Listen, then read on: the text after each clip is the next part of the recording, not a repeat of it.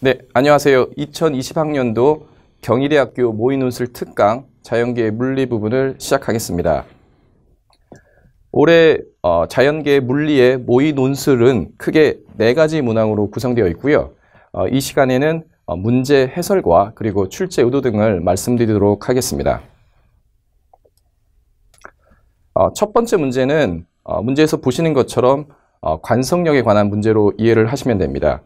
문제를 간략하게 요약을 해드리자면 지구의 위도에 따라서 중력 가속도의 크기가 다르다는 것은 이제 여러분들이 잘 알고 계실 텐데, 실제로 극지방과 그리고 적도지방 사이의 중력 가속도의 크기 차이를 지구의 반지름과 그리고 지구의 각속도의 함수로 표현하는 문제로 이해하시면 됩니다. 구체적으로 예시 답안을 살펴보면 다음과 같습니다. 우선 지구의 반지름을 R이라고 하고 또 지구의 자전각속도를 오메가라고 했을 때 적도에 있는 질량 M인 물체에 적용하는 관성력, 즉 원심력의 크기는 다음과 같이 주어집니다. 이때 우리가 꼭 기억해야 될 식 중에 하나는 바로 어떤 물체가 원형 궤도 내에서 움직이고 있을 때 그 선형 속도와 그리고 각속도 사이에 V는 R 오메가라는 관계식이 성립한다는 것.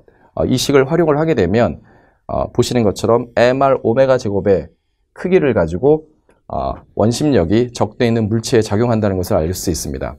이때 그 원심력의 방향은 지구 중력의 방향과 반대이기 때문에 결과적으로 그 물체에 적용하는 힘의 크기는 관성력의 크기, 즉 원심력의 크기만큼 차감돼야 된다는 것을 우리가 생각할 수가 있습니다. 또한 극지방에 있는 물체는 사실상 원형 궤도 R이 0인, 즉 원운동을 하지 않는 상태라고 볼 수 있기 때문에 작용하는 관성력, 즉 원심력의 크기는 0이라고 할 수 있습니다. 따라서 극지방과 적도지방 사이의 가속도 크기의 차이는 적도지방에 있는 물체에 작용하는 관성력의 크기, 즉 관성력에 의해서 주어지는 가속도의 크기 차이라고 생각하실 수가 있습니다. 따라서 최종 답, 즉 적도와 극지방의 중력 가속도의 크기 차이는 바로 R 오메가 제곱이라는 결과를 얻으실 수가 있습니다. 이 문제의 그 중요한 출제 의도는 뉴턴 운동 방정식. 뉴턴 운동 방정식은 좌표에 관계없이 항상 성립해야 된다는 점을 우리가 먼저 생각할 수가 있고요. 따라서 같은 지구에 있는 어떤 사람 또는 좌표계의 입장에서 보면 관성력의 개념을 통해서 이 힘을 설명할 수가 있는 거고요. 만약에 우주에 있는 관찰자가 지구에 있는 물체 운동을 우리가 생각을 했을 때는 마치 작용하고 있는 중력의 일부가 구심력으로 작용했다라는 그런 의미를 가지고 똑같은 개념을 우리가 적용할 수가 있습니다. 따라서 이 문제는 물리 법칙이 어느 좌표계, 어느 사람, 어느 물체가 보든지 간에 상관없이 동일하게 적용되고 해석되어야 된다는 등가성의 원리를 다루고 있는 문제라고 이해하시면 됩니다. 자, 두 번째 문제로 넘어가도록 하겠습니다.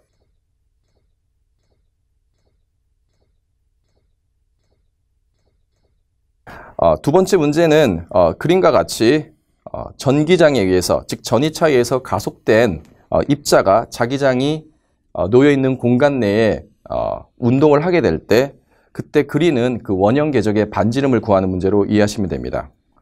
기본적으로 문제에서 주어진 것처럼 전하를 띈 입자 1과 그리고 2가 동일한 전이차에 의해서 가속되었다라는 선결 조건을 먼저 확인하실 수가 있고요. 이러한 전이차에 의해서 가속되었다라는 것은 각각의 전하가 어떤 속도를 얻었다라고 우리가 이해하실 수가 있습니다. 그리고 어떠한 속도의 크기를 가지고 균일한 자기장이 놓여 있는 공간 내에 입사를 하게 되면 우리가 알고 있는 그 로렌츠 힘에 의해서 각각의 전하는 원운동을 하게 됩니다.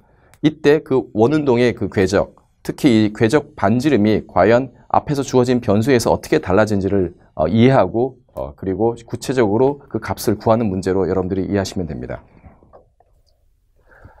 구체적으로 풀이 과정을 살펴보게 되면 먼저 여러분들께서 이해하셔야 될 부분은 앞서 말씀드린 것처럼 가해진 이 전하를 띤 입자에 가해진 총 전기 에너지가 모두 운동 에너지로 변환되어야 된다는 것을 먼저 확인을 하셔야 됩니다. 따라서 전하를 띤 입자의 최종 속도, 여기서 말하는 최종 속도는 자기장이 놓여진 공간에 입사하기 직전의 그 속도는 식에서 보시는 것처럼 전하의 질량, 그리고 전하량, 그리고 앞서 말씀드린 것처럼 그 전하에 가해진 전이차에서 주어지는 것을 우리가 확인할 수가 있습니다.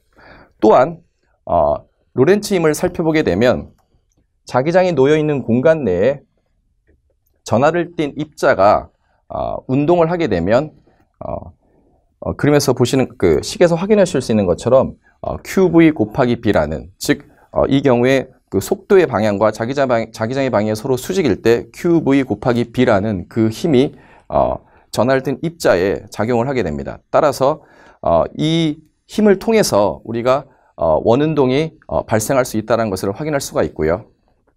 따라서 구심력과 그리고 로렌츠 힘의 그 자기장 부분이 서로 같다라는 이 등식을 통해서 반지름을 마찬가지로 속도와 그리고 질량, 그리고 전하량, 그리고 자기장에 관한 함수로 우리가 표현할 수가 있습니다. 그래서 앞서 구한 우리가 그 속도와 그리고 전이차 사이의 관계식을 이 반지름에 관한 두 번째 식에 대입을 하게 되면 문제에서 주어진 질량과 그리고 자기장, 그리고 전이차에 관한 함수로 최종 반지름의 그 비율을 우리가 구할 수가 있습니다. 문제에서는 입자 1과 입자 2가 각기 다른 질량과 그리고 다른 전하량을 가지고 있다라고 하였으므로 문제에서 주어진 그 질량 비율과 그리고 전하량 비율을 우리가 최종적으로 구한 식에 대입을 하게 되면 각 전하가 그리는 원형 궤적의 반지름의 비율을 구하실 수가 있습니다. 그리고 최종 답은 두 번째 전하의 반지름 궤도가 첫 번째 전하의 반지름 궤도에 비해서 2배 더 크다라는 그런 답을 얻으실 수가 있습니다. 다음으로 세 번째 문제로 넘어가도록 하겠습니다. 세 번째 문제는 그림에서 보시는 것처럼 원형 궤도를 따라서 놀이기구가 회전하고 있는 그런 상태를 묘사를 하고 있습니다. 이때 놀이기구에 타고 있는 사람이 자신을 기준으로 해서 속도 V로 공을 던졌을 때 과연 무슨 일이 일어나는지에 관한 문제를 다루고 있습니다. 먼저 그 세부 문제를 살펴보시게 되면 이때 첫 번째 문제는 공이 지면에 도달할 때까지 걸리는 시간을 문제에서 주어진 변수를 이용해서 나타내는 문제로 이해하시면 됩니다. 이때 문제에 주어진 변수들을 하나씩 살펴보게 되면 앞서 말씀드린 것처럼 사람을 기준으로 얼만큼의 속력으로 연직 윗방향으로 던졌는지에 관련된 그 속력 변수, 즉 V가 나타나져 있고요. 그 다음에 놀이기구가 그림에서 보시는 것처럼 오메가의 각속도로 일정하게 회전하고 있다는 것을 확인하실 수가 있습니다. 그리고 이 놀이기구의 중심과 지면 사이의 거리는 h이고요. 그 다음에 이 놀이기구가 원형 궤도를 따라서 돌고 있을 때 원형 궤도의 반지름은 r로 지금 나타내고 있습니다. 다시 한번 말씀드리면 세 번째 문제는 공이 지면에 도달할 때까지 걸리는 시간을 구하는 문제인데, 물론 놀이기구에 탄 사람이 수직, 즉 연직 윗방향으로 공을 던졌다 하더라도 지면에 있는 사람이 이 공을 관찰하였을 때는 당연히 이런 식의 그 포물선 운동을 그리고 있다는 것을 우리가 확인할 수가 있습니다. 하지만 문제에서 주어진 지면에 도달할 때까지 걸리는 시간을 우리가 구하기 위해서는 이 문제가 2차원 운동이 아니라 단지 1차원 운동의 그 방정식을 통해서 문제의 답을 구할 수 있다는 것을 먼저 여러분들께서 깨달으셔야 됩니다. 구체적으로 풀이를 살펴보게 되면 앞서 말씀드린 것처럼 놀이기구에 탄 사람이 공을 던졌을 때 공이 가지는 처음 속도를 수직 속도와 수평 속도로 우리가 나눠볼 수가 있습니다. 이때 수직 속도는 문제에서 주어진 것처럼 V가 될 것이고요. 그리고 수평 속도는 공을 던지는 순간에 놀이기구가 움직이는 속도와 같기 때문에 그림과 같이 R 오메가로 주어지는 것을 우리가 확인할 수가 있습니다. 하지만 앞서 말씀드린 것처럼 공이 지면에 도달할 때까지 걸리는 시간은 오로지 수직 방향의 속도에 관한 함수로만 주어지기 때문에 수평 방향의 속도는 우리가 구하고자 하는 그 시간에 전혀 관여하지 않는다는 것을 먼저 깨달으실 수가 있습니다. 따라서 이 문제는 단지 이제 1차원 운동 방정식, 정확히는 1차원 등가속도 운동에 관한 문제로 우리가 이해할 수가 있고요. 따라서 여러분들께서 이제 원하는 좌표를 설정해서 이 문제를 접근하시면 됩니다. 문제 해설의 경우에는 이건 뭐 좌표를 어떻게 잡느냐는 여러분 자유라고 볼 수가 있고요. 문제를 더 쉽게 풀 수 있는 방향으로 자유롭게 원점을 잡으시면 됩니다. 저 같은 경우에는 원형 궤도의 중심을 원점 O, 그러니까 즉 0으로 잡았고요. 따라서 우리가 구하고자 하는 것은 공이 지면에 도달할 때까지라는 그 조건이 붙었기 때문에 그림처럼 마이너스 h, 즉 수직 방향으로 마이너스 h의 거리를 갈 때까지 걸리는 시간을 구하는 문제로 우리가 바꿔볼 수가 있습니다. 그리고 우리가 알고 있는 이 등가속도 운동식을 활용을 하게 되면 먼저 초기 위치는 r이 되고요. 그 다음에 말씀드린 것처럼 윗방향을 플러스로 우리가 잡았기 때문에 초기 속도 곱하기 t 마이너스 2분의 1 gt 제곱, 즉 이 2차원 방정식을 풀므로써 우리가 구하고자 하는 그 t 값, 즉 시간, 지면에 도달할 때까지 공이 지면에 도달할 때까지 걸리는 시간 t를 우리가 구할 수 있다는 것을 확인하실 수가 있습니다. 이때 이제 좀 주의하셔야 될 부분은 부호인데요. 말씀드린 것처럼 내가 중력과 반대 방향을 플러스로 잡았기 때문에 보시는 것처럼 이 두 번째 항은 플러스 vt로 등장을 하게 되고요. 마찬가지로 중력 가속도에 의한 이 세 번째 항은 이제 마이너스 2분의 1 gt 제곱, 즉 마이너스의 부호로 등장한다는 것을 여러분들이 유의를 하셔야 됩니다. 그 2차원 방정식이기 때문에 기본적으로 두 개의 해를 가지게 됩니다. 지금 문제 풀이에는 마치 하나의 해가 있는 것처럼 묘사되어 있지만 실제로는 v 플러스 마이너스 이런 꼴로 나타나게 되겠죠. 그렇지만 우리가 잘 알고 있는 것처럼 물리 세계 내에서는 t가 양수의 값, 즉 공을 던진 후에, 즉 시간이 경과된 후의 상황을 우리가 보는 것이 이 문제의 상황과 맞기 때문에, 즉 음수에 해당되는 그 시간값은 제거할 수가 있습니다. 따라서 다음처럼 하나의 그 시간 t를 구하실 수가 있습니다. 이상이 3번 문제에 관한 풀이였고요.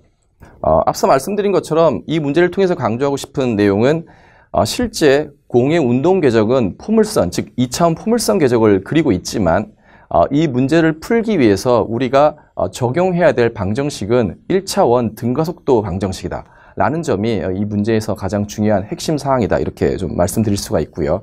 그러니까 여러분께서 어떤 문제를 풀 때 무조건 일반적인 상황을 가정해서 푸는 것보다는 그 문제에 필요한 그 조건만을 잘 선별을 해서 가능한 간략하게 문제를 축약시켜서 접근하는 그런 전략이 필요하다, 이런 말씀을 좀 드리고 싶습니다. 마지막 네 번째 문제로 넘어가도록 하겠습니다. 앞서 설명드린 그 놀이기구에 관한 그 연장선상에 있는 문제인데요. 이 경우에 이제 문제를 한번 좀 다시 설명을 드리겠습니다. 자, 똑같이 놀이기구의 정점에 있을 때 사람이 연직 윗방향으로 속도 v로 공을 던졌고요. 자, 이 문제에서 주어진 바는 이 놀이기구가 반바퀴를 회전하는 동안, 즉 공을 던진 다음에 정점에서 가장 하단부에 도달하는 동안 공과 놀이기구가 동시에 지면으로부터 같은 높이에 위치하기 위한 속력 부위의 최대값을 구하는 문제입니다. 문제의 의미를 정확하게 파악하는 것이 처음엔 좀 어려울 수가 있는데요. 다시 한번 말씀드리면, 좀 현실 세계에 비유해서 말씀드리면, 이 놀이기구에 탄 사람이 공을 다시 볼 수 있는, 자기의 시야에서 공을 다시 볼 수 있는 속도의 그 최대값을 구하는 문제로 이해하시면 됩니다. 구체적으로 풀이 과정을 살펴보면 다음과 같습니다.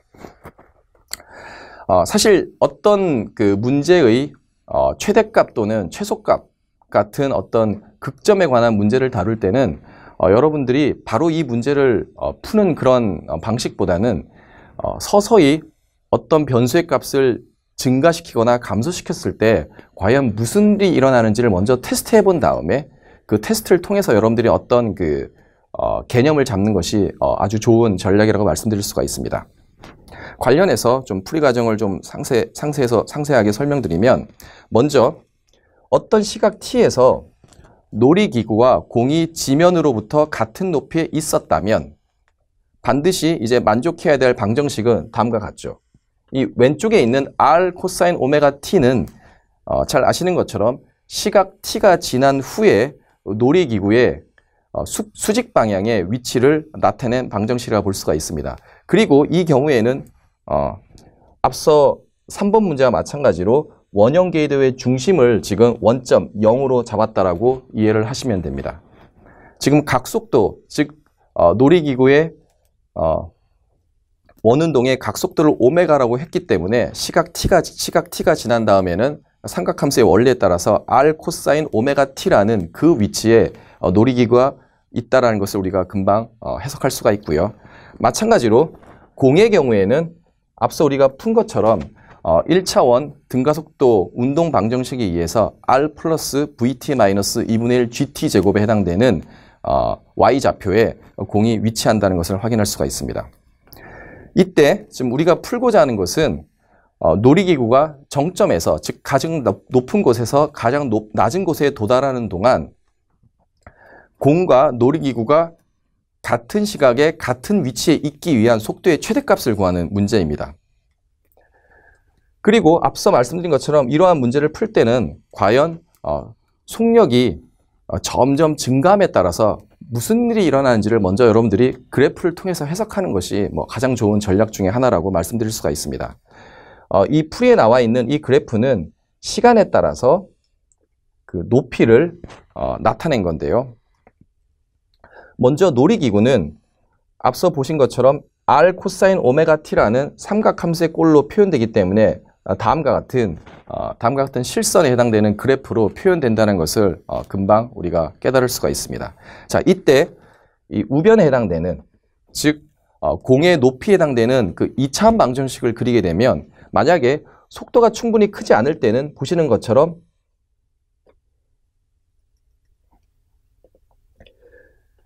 이 원형 궤도의 상대적으로 높은 곳에서 놀이기구와 공이 같은 시각에 지나간다는 것을 확인할 수가 있고요. 속도가 점점 증가하게 되면 상대적으로 낮은 위치에서 놀이기구와 공이 서로 같은 시각에 같은 위치를 지나간다는 것을 확인할 수가 있습니다. 이러한 원리를 잘 추리를 해보게 되면 결국 속도가 최대값을 가지게 될 때는 놀이기구와 공이 즉 놀이기구의 가장 하단 부분을 놀이기구가 지나갈 때 공을 만나게 된다는 것을 우리가 금방 확인할 수가 있습니다. 따라서 놀이기구가 하단을 지나갈 때, 가장 낮은 위치를 지나갈 때 공과 만난다는 그 조건을 통해서 바로 코사인 오메가 t는 마이너스 1이 된다라는 그 식을 통해서 우리가 언제 만나는지, 즉 그 시각 t를 우리가 확인할 수가 있고요. 이 시각 t를 우리가 앞서 세웠던 이 운동 방정식에 대입을 하게 되면 속도의 최대값을 구할 수가 있습니다.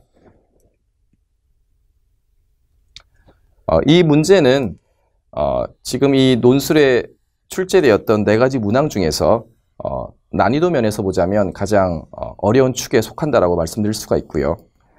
다만 물리에서는 어떤 최대값 또는 최소값을 구하는 그런 그 문제가 상당히 그 중요한 부분을 차지한다라고 말씀드릴 수가 있습니다.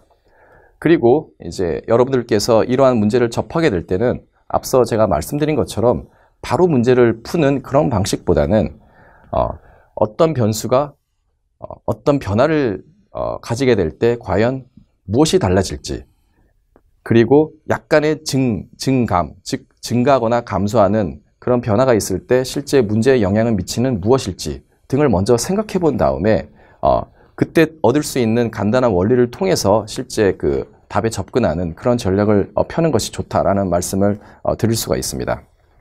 이상 그 자연계 물리 문제 그 내문항에 관한 설명을 마치도록 하겠습니다.